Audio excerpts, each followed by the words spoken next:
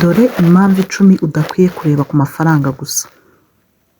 Ese wari ubizi ko ushobora kugira amafaranga menshi ariko ukabura ibyishimo? Ushobora kugera ku nzozi zawe zose z'ubukire ariko ukisanga ubayeho mu buryo bubi cyangwa se mu bwigunge, ufite uburwayi cyangwa se nta n'amahoro ufite. Hari abantu benshi bamara ubuzima bwabo biruka inyuma y'amafaranga yonyine, ariko ikibazo ni iki: amafaranga ni ingenzi ariko siyo ntego nyamukuru y'ubuzima. Uyu munsi tugiye kurebera hamwe impamvu 10 zituma udakwiye kureba ku mafaranga gusa.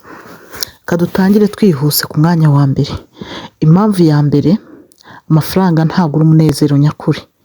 Yego, amafaranga ashobora kugura ibintu byinshi, ashobora kugura inzu, ashobora kugura imodoka, ashobora kugura imyenda, ariko ntashobora kugura umunezero nyakuri. Niyo mpamvu usanga hari abakire benshi bafite agahinda n'ihungabana nk'iry'abandi bose kandi bafite amafaranga. Ku mwanya wa kabiri: amafaranga ntagura ubuzima. Iyo umuntu arwaye bikomeye, amafaranga ashobora kumufasha kwivuza, ariko hari igihe ubuzima budashobora kugurwa cyangwa se kugarurwa. Ubuzima bwawe nibwo butuma ushobora no gushaka amafaranga. Jya wita ku buzima bwawe kurenza uko wita ku gushaka amafaranga. Niba ari igihe cyagenwe cyo kuryama, niba ari amasaha 9, umaking sure ko wayaryamye. Niba ari gukora siporo, umaking sure ko wakoze iyo siporo. Ntukarebe gusa ku mafaranga ngo uvuge ngo uyu mwanya ndyamyemo, uyu mwanya nkozemo siporo nakabaye ninjijemo amafaranga. Oya, jya umenya ko hari aho bigera amafaranga ntagura ubuzima. Ku mwanya wa gatatu turahasanga umuryango ufite agaciro karenze amafaranga. Hari abantu bamara imyaka myinshi bakora cyane kugeza bibagiwe abana babo n'abo bashakanye. Iyo bageze mu zabukuru basanga bafite amafaranga ariko nta muryango bafite cyangwa se bigeze. Umuryango ni umutungo udasimburwa. Ku mwanya wa kane turahasanga amahoro yo mu mutima aruta ubutunzi. Iri jambo ushobora kuryumva ukariha agaciro cyangwa se ntukarihe, ariko ndagira ngo nkubwire ko amahoro yo mu mutima aruta kure ubutunzi. Uti gute noneho mbabazi? Hari abakire baryama bafite ubwoba, impungenge n'ibibazo byinshi. Yewe hari n'abafite amafaranga make baryama bafite amahoro. Amahoro yo mu mutima ni umutungo ukomeye ndetse udasimburwa. Nujya ubona ukabona amafaranga uburyo uri kuyashakamo biri gusimbura umutekano wawe, biri gutuma urara uhangayitse, biri gutuma umutima wawe uhagarara, biri gutuma umera nk'umuntu ufite ihungabana, ukarara wicaye ugenzura ukontorora. Menya neza yuko amafaranga yatangiye kukurusha imbaraga zo kugenzura ubuzima bwawe busanzwe, zo kugenzura amahoro yawe usanganywe. Hari abantu babaye mu buryo bwo gukora business, ariko business imuhangayikisha, akarara yicaye, akarara ahagaze, arimo akontorora, bimusaba kuba abyibereyemo. Nujya ubona urimo gukora business iteye gutyo, ujye ureba buryo ki wahindura. Hari ibintu byinshi umuntu ashobora gukora bidasaba ko arara ahagaze cyangwa se arara adasinziriye. Urebe icyo wakora muri ibyo ngibyo, ariko utagombeye kuvuga ngo amahoro yawe urayabuze kubera amafaranga. Ku mwanya wa gatanu: amafaranga ntakora inshuti nyakuri. Inshuti nyakuri zigukunda kubera uwo uri we, ntabwo zigukunda kubera amafaranga ufite. Iyo amafaranga ashize nibwo umenya inshuti zawe nyazo. Hari abantu bitwaza ngo kuko bafite amafaranga agashaka kuyobora abantu, agashaka kuvuga ngo ryijyane, agashaka nyine ko abantu bamukunda kubera ko afite amafaranga. Oya, kubaka inshuti ni ikindi gice cy'ubuzima kigira ibikigize, gifite ibintu runaka bikigize ariko bitari amafaranga.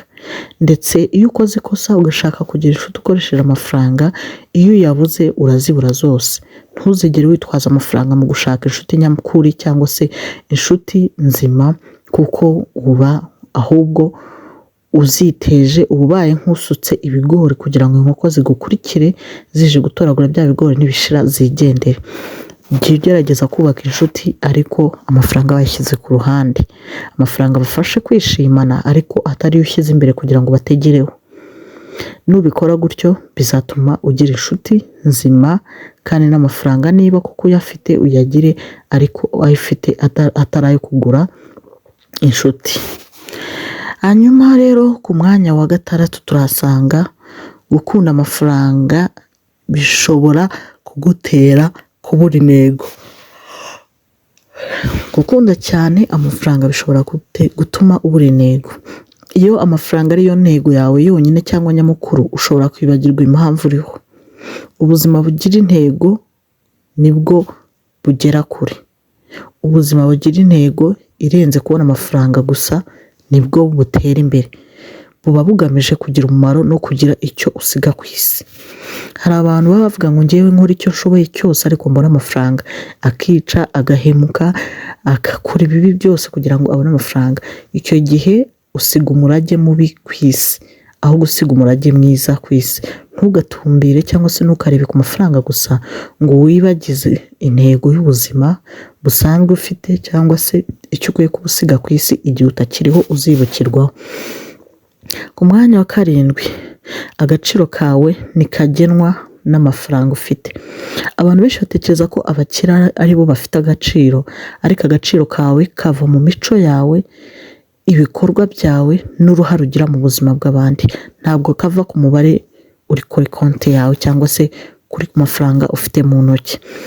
Ku mwanya wa 8, amafaranga ni igikoresho si intego. Amafaranga ameze nk'imodoka, afasha kugera aho ushaka kujya, ariko imodoka si yo rugendo ubwarwo. Amafaranga yagombye kugufasha kubaho neza ariko atagutegeka. Ku mwanya wa 9 turasanga ibihe ntibisubira inyuma. Ushobora kongera kubona amafaranga, ukongera kubona amafaranga nanone yatakaye, ariko ntushobora kongera kubona imyaka yatakaye. Igihe umaze n'abana bawe, inshuti zawe cyangwa ababyeyi bawe bifite agaciro kuruta amafaranga menshi. Ntukajye kwiruka ku mafaranga gusa ngo wirengagize abo ubyaye, wirengagize umuryango wawe, kuko iyo myaka urayicuza. Utabanye n'umuryango wawe, utakiranye n'abana bawe ari bato, utaganiye n'umugore wawe akiri muto, umugabo wawe akiri muto, ukabyicuza umajije gusaza. Ku mwanya wa 10 ari naho wa nyuma, icyo usiga kuri iyi si kiruta icyo wakusanyije. Iyo umuntu apfuye amafaranga ye agasigara hano ku isi akaribwa, ariko ibikorwa bye, urukundo rwe n'ingaruka yasize mu buzima bw'abandi nibyo bikomeza kubaho. Baza abantu bwawe cyangwa se wicare wibaze, wumva abantu bazakwibukira kuki? Amafaranga wari ufite cyangwa ibyiza bakoreye? Umwanzuro rero nshobora kukubwira kuri iki kiganiro tuganiriye, ntukanyure cyangwa se ntukanyurwe n'ubuzima bwo kwiruka inyuma y'amafaranga gusa. Shaka amafaranga, ukore cyane kandi utere imbere, ariko nanone wite ku buzima bwawe, umuryango wawe, inshuti zawe, amahoro y'umutima n'intego y'ubuzima bwawe. Wibuke ko amafaranga ari ingenzi, ariko si ikintu cy'ingenzi kurusha ibindi byose. Iyo ubuzima bwawe bufite intego, urukundo n'amahoro biraza, amafaranga aba inyongera aho kuba umwami w'ubuzima bwawe. Niba wemeye aya masomo, andika mu bitekerezo uti amafaranga ni igikoresho si intego. Ndabakunda, imbabazi nk'ibisanzwe, kora subscribe, wibuke gukora comment, tuzabane muri video z'ubutaha. Bye bye.